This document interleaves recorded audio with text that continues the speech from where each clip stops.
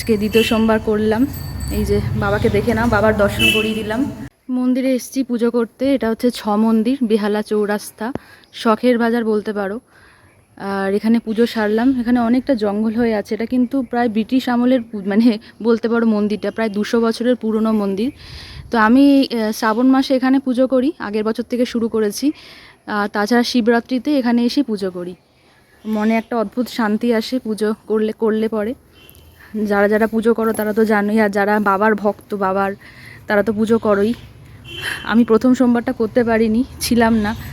আজকে দ্বিতীয় সোমবার করলাম। এই যে বাবাকে দেখে নাও, বাবার দর্শন করিয়ে দিলাম।